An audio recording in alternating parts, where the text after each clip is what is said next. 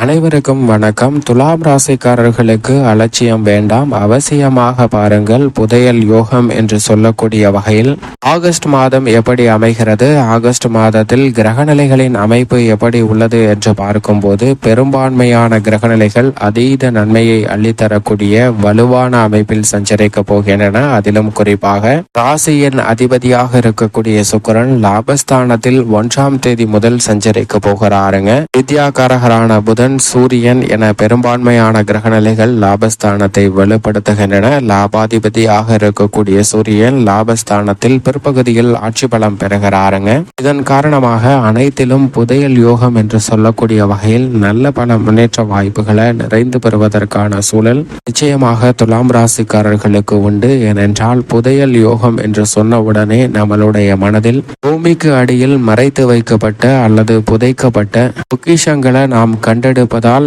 காணக்கூடிய அளாவியான மகிழ்ச்சியும், இதன் காரணமாக பொருளாதார ரீதியான முன்னேற்றமும் எப்படி அமைய போகிறதோ அதே போன்றுதான் தங்களுடைய வாழ்வில் புதையல் யோகம் என்று சொல்லக்கூடிய வகையில் துலாம் ராசிக்காரர்களுக்கு அளாவியான மகிழ்ச்சி கிட்டக்கூடிய யோகத்தை பல்வேறு வகையான நிகழ்வுகள் ஏற்படுத்த போகின்றன. அதிலும் குறிப்பாக உங்களுடைய வாழ்க்கை துணையை நீண்ட வருடங்களாக வாழ்க்கை துணை நல்ல வரனுக்காக தேடிக்கொண்டிருப்பவர்களுக்கு சிறப்பாக கண்டறிவதற்கான யோகம் புதையல் யோகத்தில் முதன்மையாக அமைகிறது. நிரந்தர வேலை வாய்ப்பு, நிரந்தர வருமானம் எப்படி கிடைப்பதற்கான வழிகள் உள்ளது என்பதை தெளிவாக கணக்கிட்டு அதை வெற்றி பெறுவதற்கான யோகம் வலுவாக கிடைக்க போகிறது. உறவுகள் பலப்படக்கூடிய யோகம் நிறைந்திருக்குங்க. சிறு பிரச்சனை கூட பூதாகரமாக மாறிய சூழ்நிலையில் அத்தனையும் தவிடுபடியாக்கக்கூடிய யோகம் உண்டு. திறமை கண்டறிதல், அவற்றை எப்படி திறம்பட புதிய யுத்திகளை மேற்கொண்டு பொருளாதார ரீதியான முன்னேற்ற வாய்ப்புகளை உருவாக்குதல் என அனைத்தும் மிக பெரிய அளவில் புதையல் யோகமாக அமைவதற்கான வாய்ப்பு நிச்சயம் துலாம் ராசிக்காரர்களுக்கு உண்டு. தொலைந்து போன தங்க உலோகம் போன்ற பொருட்களையும், தொலைத்த வாகனம், நில ஆவணங்கள் உள்ளிட்ட பல விஷயங்களை தற்போது புதையல் யோகமாக மீண்டும் பெறுவதற்கான வாய்ப்பு நிச்சயமாக உண்டுங்க. நீண்ட நாட்களாக அலைந்து திரிந்து முடிக்க முடியாமல் இழுபறியாக இருக்கக்கூடிய காரியங்கள் கூட புதையல் யோகமாக உங்களுக்கு கிடைப்பதற்கான யோகம் வலுவாக உண்டு. நவ கிரகநிலைகளின் அமைப்பை ஆராய்ந்து பார்க்கும் போது ராசியின் அதிபதியான சுக்கிரன் லாபஸ்தானத்தில் 1ஆம் தேதி முதல் நிலை கொள்வது இதை உறுதிப்படுத்துகிறது. சூரியனும் பிற்பகுதியில் லாபஸ்தானத்தில் ஆட்சி பலம் பெறுகிறார். வித்யாகாரகர் வக்ர நிவர்த்தி பெற்று சஞ்சரிக்க போகிறார். சந்திரன் மிகவும் சாதகமாகவே பெரும்பாலும் வலம் வருகிறாருங்க. 12 இடங்களில் மாறி சஞ்சரித்தாலும் நன்மை அதிகமாக கொடுக்கக்கூடிய ஒரு அமைப்பில் வீற்றிருக்கிறார். ராசியின் உச்ச அதிபதியாக இருக்கக்கூடிய சனி 5இல் ஆட்சி பலம் பெற்றிருக்கிறார். அவர் வக்ரம் பெற்றிருந்தாலும் நன்மை நிறைந்து கிடைக்கக்கூடிய ஒரு அமைப்பாக தான் பார்க்கப்படுகிறது. உச்சபட்ச பலத்தையும் நன்மையும் அள்ளி கொடுக்கக்கூடிய அமைப்பில் ராகு 6இல் நிலை கொண்டிருக்கிறாருங்க.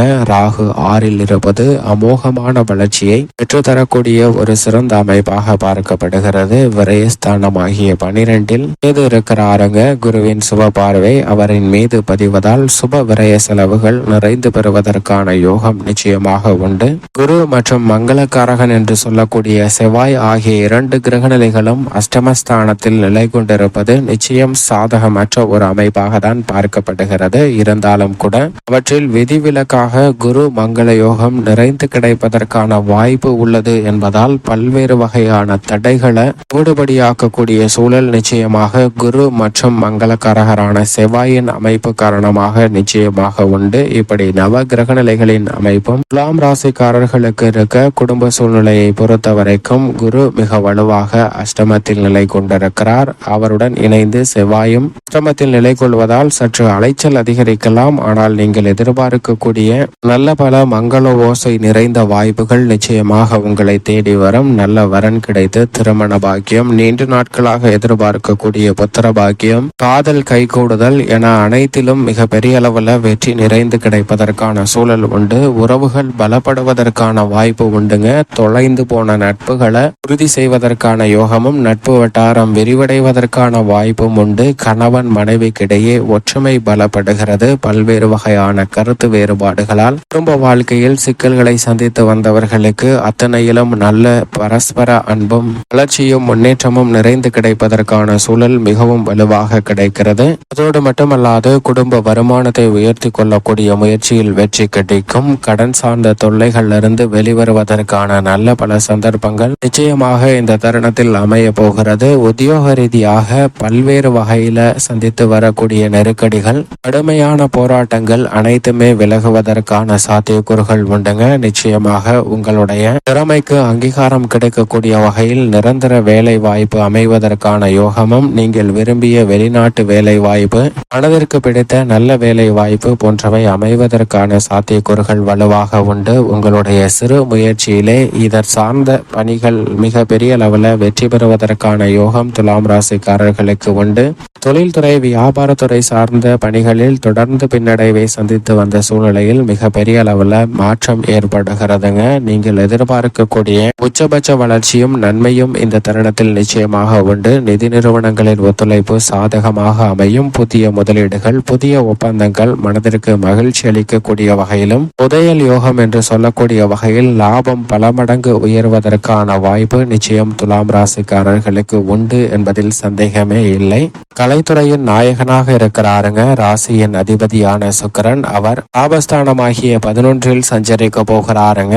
எனவே உங்களுடைய தனி திறமையை கண்டறிவதோடு மட்டுமல்லாது அதன் மூலமாக பொருளாதார ரீதியான வளர்ச்சியை நிறைந்து பெறுவதற்கான யோகம் நிச்சயமாக உண்டு. சூரியன் உட்பட பெரும்பாலான கிரகநிலைகள் மிகவும் சாதகமாக வலம் வருவதால் அலைச்சல் குறையும். நீங்கள் எதிர்பார்க்கக்கூடிய உச்சபட்ச வளர்ச்சியும் மக்களிடம் வரவேற்பும் நிறைந்து பெறுவதற்கான யோகம் நிச்சயமாக உண்டு.